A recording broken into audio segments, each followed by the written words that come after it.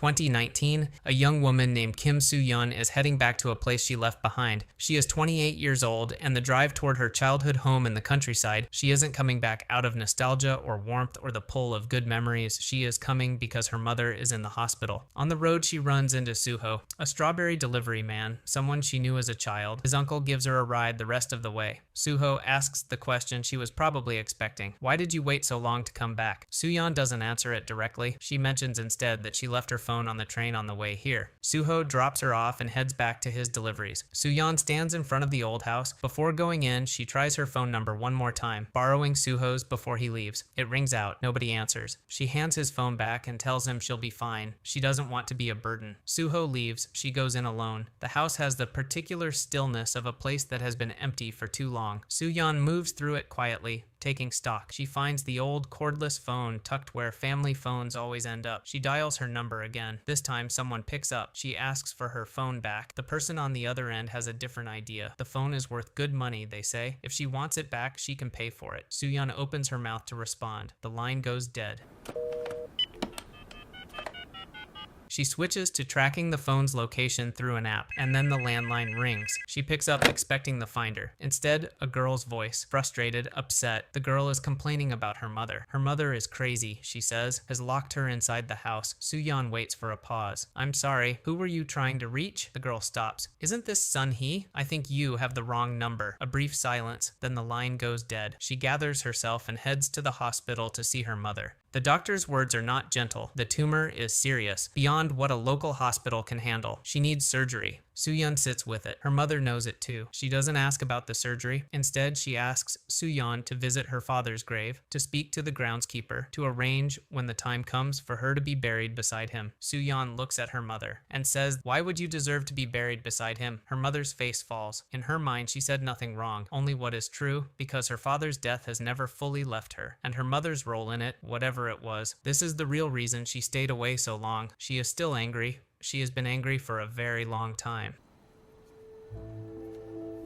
She visits her father's grave. The stone tells her what she already knows. November 27th, 1999. She would have been 8 years old. She stands there for a while, then goes home. The landline rings again. She picks up, hoping for the phone finder. It's the wrong number girl again. She says her mother wants to kill her. She tells Sun-hee to come to the house immediately. She gives the address. Soo-yeon writes it down without thinking, then asks, "Who is this exactly?" The girl stops. "Isn't this Sun-hee's shop?" "No, you have the wrong number." The girl's fear turns to anger. She decides she is being toyed with. Soo-yeon sits with the phone in her hand. When Soo-yeon looks at it properly. Yongchun-ri, Boseong-yup, number 4. Her address. This house. Something wakes her in the middle of the night. A crash. Close. Inside the house. She turns on the light and checks every room. No one. Just a family photo on the floor, the frame fallen from the wall, the nail that held it lying beside it. She picks it up and tries to hammer the nail back in. It goes straight through. The wall is hollow. She presses against it, then opens it.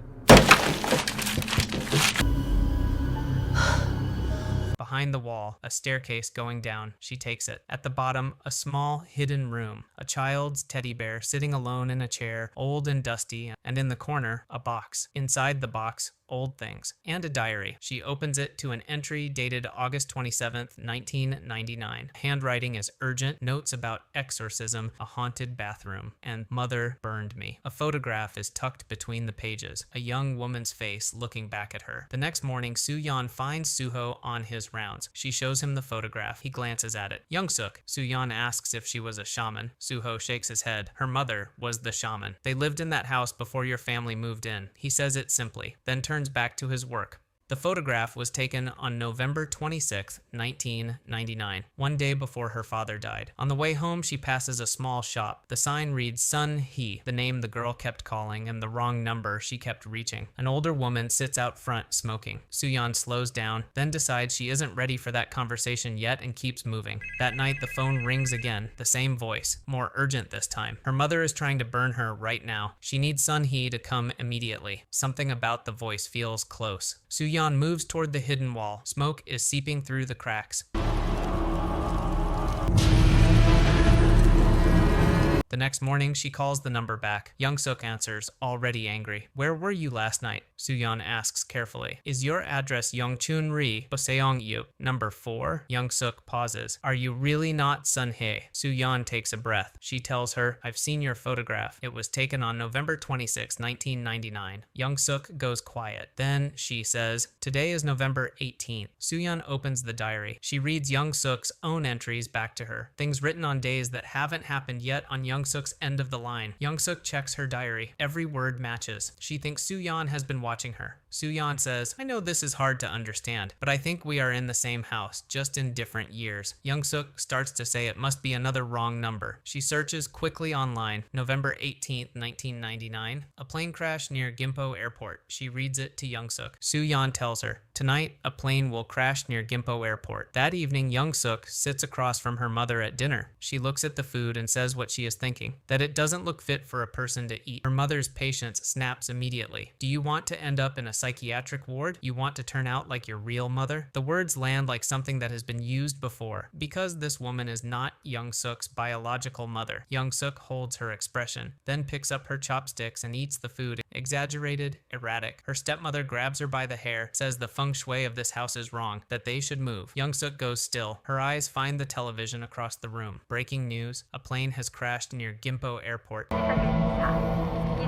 Young-sook asks how she could possibly know about the plane crash. Seo-yeon sidesteps the question and asks Young-sook's age instead. 28. Young-sook says, "Same as Seo-yeon, it's crossing 20 years. Seo-yeon is still holding the diary. She reads back details about Young-sook's life, and then something shifts. The suspicion between them dissolves slowly. They talk about the past and the future, about what it feels like to live in the same house in different decades. Then Young-sook asks the question she has been building toward. What does my future look like? Seo-yeon starts to search. Young-sook stops her. She doesn't want to know. Her stepmother has been telling her for years that she is a terrible fate, a dangerous nature. Young-sook doesn't believe her, but the words have lived in her long enough to leave a mark. It is why she has been locked inside the house, why she has been kept from people. Then Young-sook says her biological mother is gone. Seo-yeon says her father is gone too. A fire at the house years ago. Her mother left the gas on and never forgave herself. And then Seo-yeon stops mid-conversation. Today's date, November 21st, 1999. It is the day her family first came to look at this house. Young-sook says her stepmother just arrived home. She'll call back later. On Young-sook's end, the stepmother moves through the house immediately, pulling down every paper talisman, straightening, erasing, preparing the house for visitors. Because today a family is coming to see it. Seo-yeon's family. Young-sook's stepmother calls her out of her room. Young-sook looks at the child. She already knows her name. Then she picks up the phone. She calls adult Seo-yeon, and without saying anything, simply points the receiver toward the hallway, pointing things out. Seo-yeon's father, alive. Young-sook has an idea. She thinks she can save him. She plans it carefully, timing everything around November 27th, the day Seo-yeon's father dies. On the morning of the 27th, Young-sook slips out of the house while her stepmother is busy feeding the animals out back. She moves quickly toward the house where the Seo-yeon family lives. Inside, Seo-yeon's mother is cooking. She steps outside for a moment, leaving the stove. She places the house key under the flower pot the way she always does. Young-sook takes the key. She goes inside. Seo-yeon's father is asleep in the other room. A small 8-year-old Seo-yeon is nearby, poking at him. Young-sook moves to the kitchen. She turns off the gas. Then she leaves the same way she came in. Seo-yeon waits. The alarm she set, timed to the moment of the fire that took her father, goes off. She stares at the phone, and then the world around her begins to shift.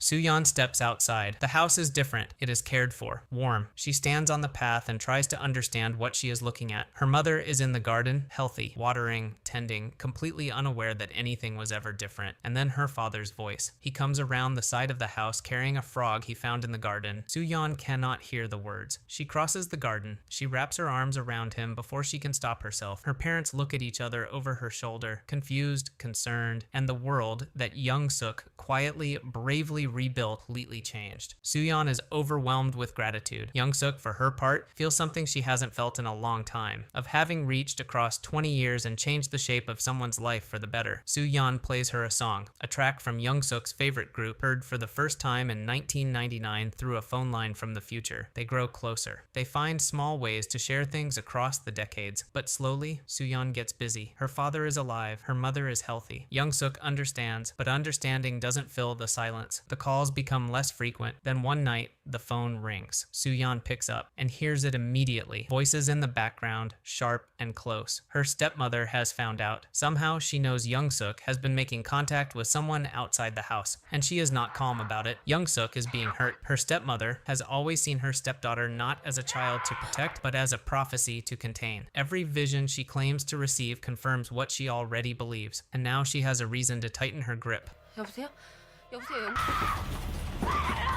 Morning. Seo-yeon opens her laptop and searches for Oh Young-sook. Nothing that matches, no social media presence. She searches the house address instead and finds it. A news article, old. A case involving a shaman stepmother and the death of her mentally ill stepdaughter during an exorcism ritual. Young-sook didn't survive 1999. She sits with that, then picks up the phone and waits. When Young-sook calls, Seo-yeon answers before the first ring finishes. She says it immediately. You are dead in my timeline, and tonight is the night it happens. Your stepmother kills you. Young-sook moves fast. That night, her stepmother retrieves a blade from where it is hidden and walks to Young-sook's room.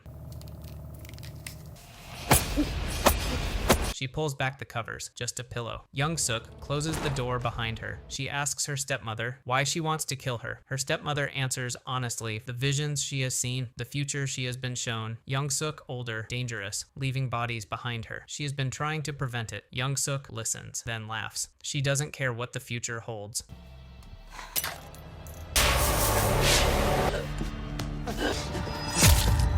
When the phone rings later that night, Seo-yeon grabs it. Young-sook's voice, steady, alive. Seo-yeon exhales completely. Young-sook tells her there was a misunderstanding between her and her stepmother, that it has been resolved now. She doesn't say anything more than that. With her stepmother gone, Young-sook is free for the first time in her life. She opens the front door herself, steps outside. The next morning, Suho arrives at Seo-yeon's house in 2019 with his strawberry delivery. In 1999, a younger Suho is doing the same route. She opens it herself. He has never seen her answer the door before. He takes in Young-sook's appearance, colorful, and doesn't quite know what to say. She invites him in. He assumes her stepmother has just stepped out. He does what he always does, brings the strawberries to the kitchen, opens the refrigerator, and finds the packages. Young-sook comes back into the kitchen and sees his face. She sees what he has found. She starts looking for something to use. Suho backs toward the wall. His eyes move across the kitchen and land on the phone. In 2019, Seo-yeon is sitting with her family, a bowl of Suho's strawberries on the table between them. The phone rings. She answers, expecting Young-sook, a man's voice instead, familiar in a way that takes her a second to place, and then she places it completely. Suho, he is asking for help. The line goes dead. Young-sook ended it. She looks down at her sleeve, the small strawberry stain she noticed earlier this morning. It's gone. She goes downstairs, asks her parents about Suho, the strawberry man. They don't know anyone by that name. She goes to the refrigerator. No strawberries. She walks to where the strawberry farm should be. The land is overgrown, neglected for years, maybe decades. She goes to the police station. The officer thinks for a moment. Yes, he says. There used to be a strawberry farm there. The owner, a Mr. Suho, died a long time ago. 죽은 사람이라뇨?